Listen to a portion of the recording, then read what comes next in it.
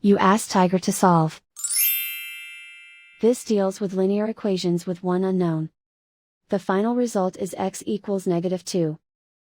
Let's solve it step by step. Isolate the x. Divide both sides by -8. Cancel out the negatives. Simplify the fraction. Move the negative sign from the denominator to the numerator. Find the greatest common factor of the numerator and denominator.